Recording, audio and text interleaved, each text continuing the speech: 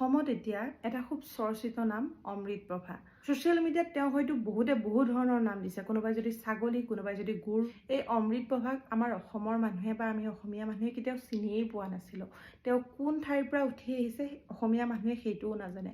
হয়তো বহুতে নাজানে যে অমৃত প্ৰভাৰ ঘৰ ক'ত বা অমৃত প্ৰভাই কি শিক্ষা গ্ৰহণ কৰিছিলে। জুবিন দাৰ কাৰণে আজি তেওঁ অসমৰ মানুহে চিনি পাইছে। যি অমৃত প্ৰভাই নিজকে দাবী কৰে তেওঁ এগৰাকী কণ্ঠশিল্পী। তেওঁ জুবিন দাৰ লগত বহুতো গানত তেওঁ কণ্ঠদান কৰিছে। জুবিন দাৰ ৰহস্যজনক মৃত্যুৰ পিছত তেওঁ অসমলৈ আহি ইয়ত পাৰ্টিটোত কি হৈছিলে সেই ঘটনাকণো তেওঁ সত্য কথা ক'বলৈ যেন তেওঁৰ বুকুত সাহস নহ'ল। এতিয়া যেন অসমৰ ৰাইজে এটাই প্ৰশ্ন কৰিবলৈ বিচাৰিছে, অমৃত প্ৰভাৰ কথা কোৱাৰ যিটো শৈলী, অমৃত প্ৰভাই তেনেকেই কথা কয় নেকি বা অমৃত প্ৰভাই কথা ক'বলৈ নাজানে নেকি? যেতিয়া এজন মানুহে মিছা কথা কয় তেওঁলোকে প্ৰায় ইম'চনেল কাৰ্ড খেলে। এই ইম'চনেল কাৰ্ডখন বহুত ডেঞ্জাৰাছ হয়। যিবিলাক মানুহে বহুত মিছা কথা কয় বা যিবিলাক মানুহে এটা ঘটনাৰ পিছত নিজক সেই ঘটনাটোৰ লগত জড়িত কৰাবলৈ নিবিচাৰে, তেওঁলোকে প্ৰায় মানুহৰ আগত বহুত আৱেগিক দেখুৱায়।